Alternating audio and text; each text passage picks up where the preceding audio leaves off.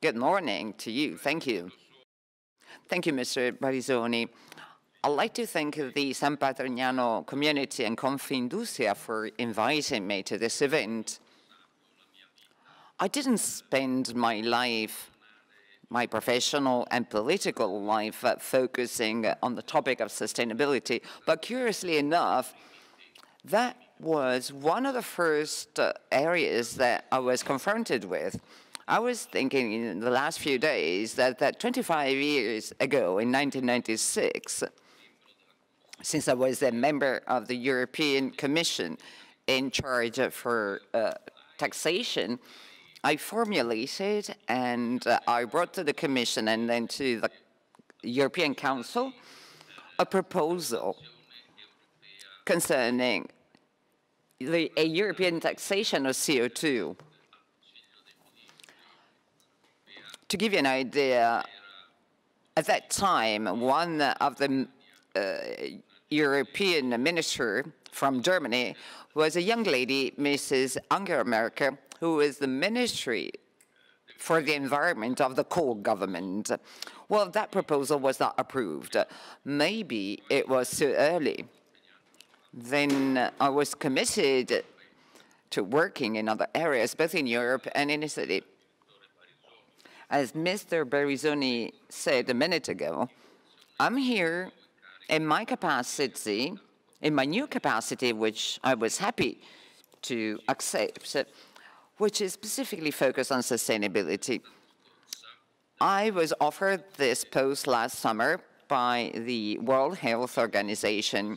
The proposal was to chair a pan-European commission, 53 countries located in the European region of the WHO, so not just the 27 EU countries, but also countries from Central and Eastern and Southeastern Europe, including Turkey, Israel, and Russia.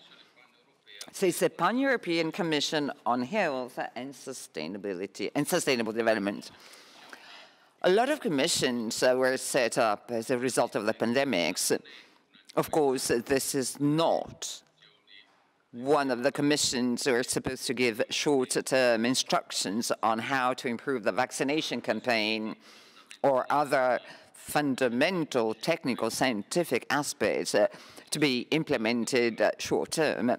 No, this is a commission made up of health experts, economists, and politicians who are not appointed at the moment, who have to give a contribution concerning political choices. Actually, the subtitle of our commission is Health and Sustainable Development.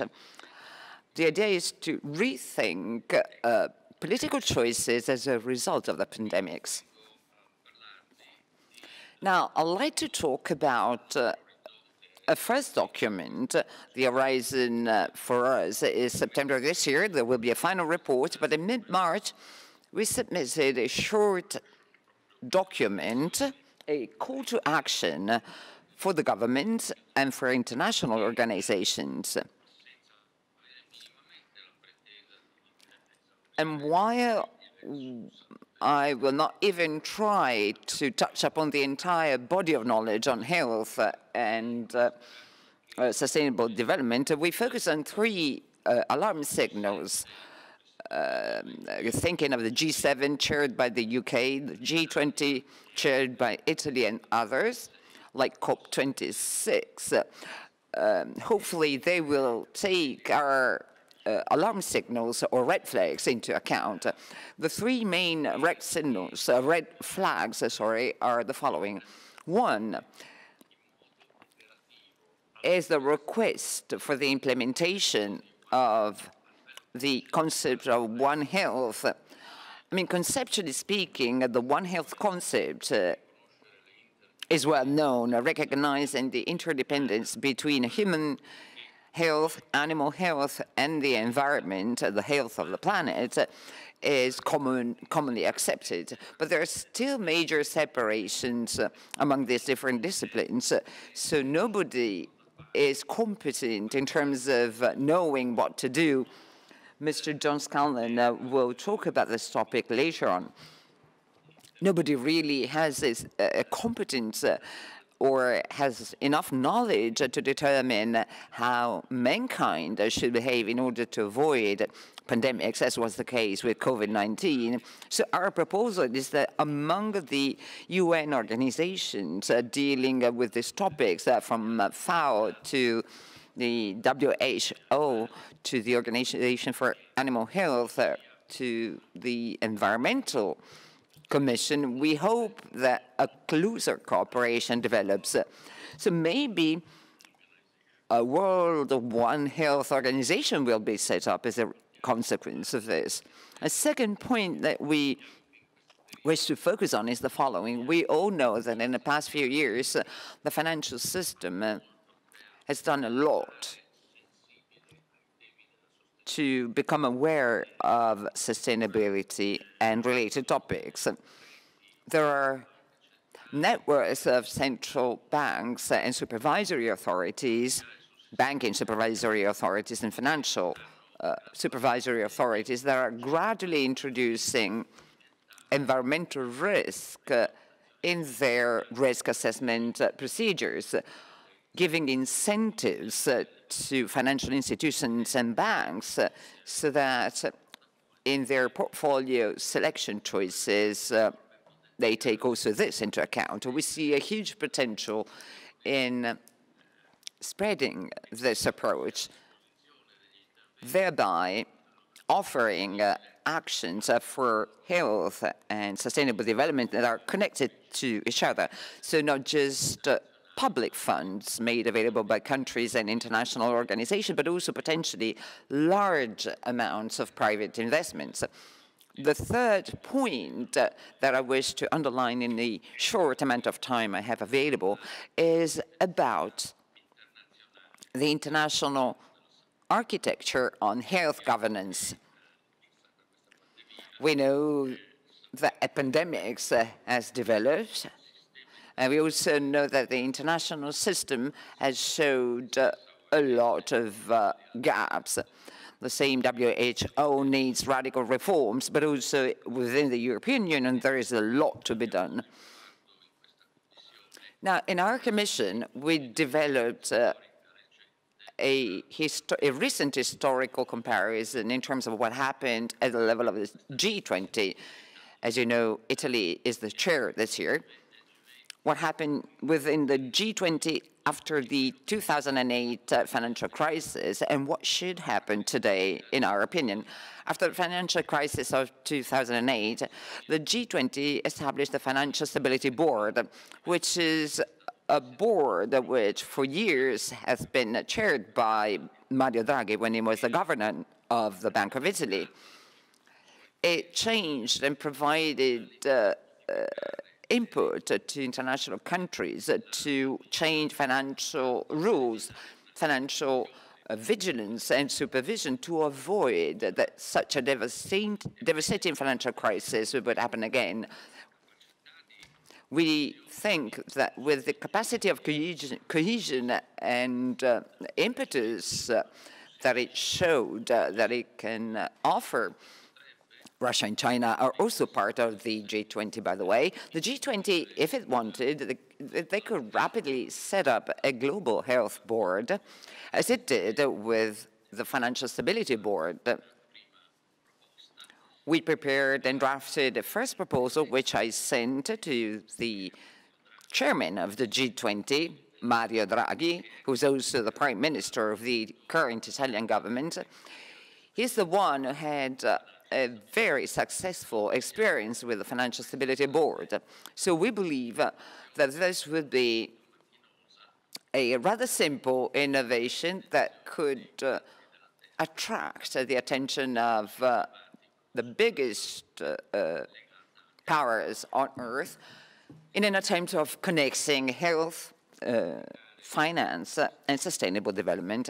I'd like to devote the last minutes of my presentation to go back, if Mr. Marisoni, if the moderator allows me to, I'd like to make reference to what President Bonomi said quite well a minute ago, when he said it was rather optimistic in terms of the digital transition, and he said he was rather concerned about social sustainability in our country. I agree with him, and I've voiced my position many times on this topic. I'd like to add that if stability also means, as it does, justice, intergenerational justice and equality, we want an environment and a planet that will not leave a big burden to the future generation in terms of destruction of the planet. Well, there is another aspect of sustainability that could be seen as connected with this, which is sustainability of public debt. We often discuss this topic in Italy, but not always do we act consistently. Of course, there are times in which it is understandable that we increase the state deficit and the public debt. It did make sense in the past, and this is also a time where it makes sense. But there are also times when things or the economy is doing well, or very well, when there's aspects of sustainability of public debt should be kept into account.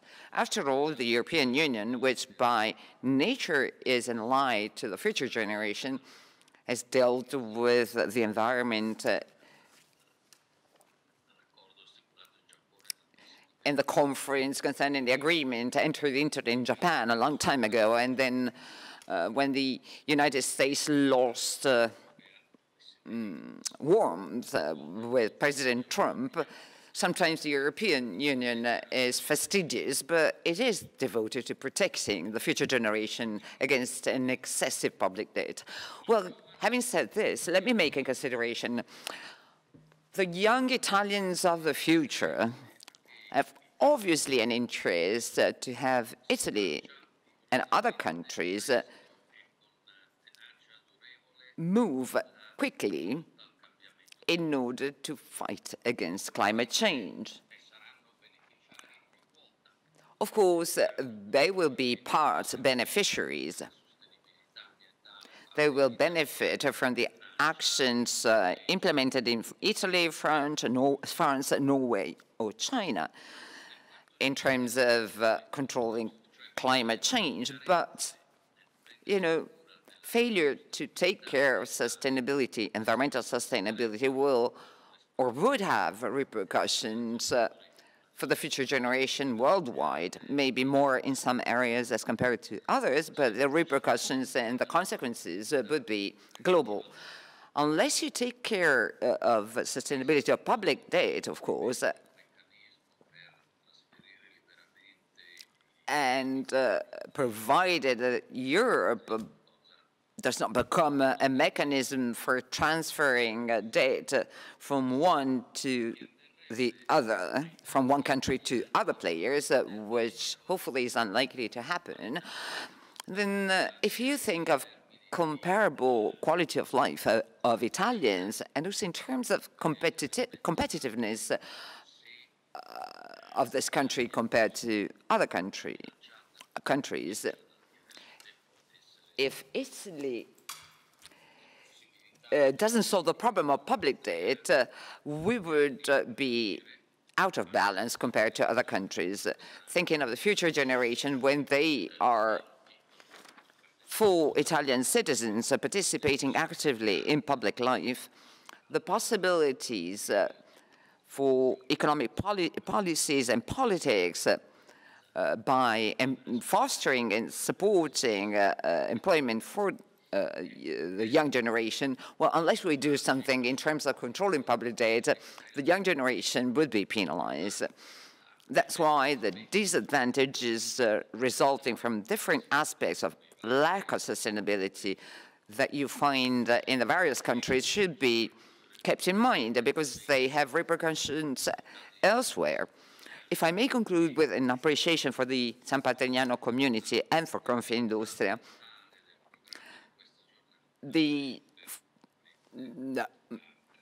opening, the open-minded approach of this day should be fully appreciated by everyone.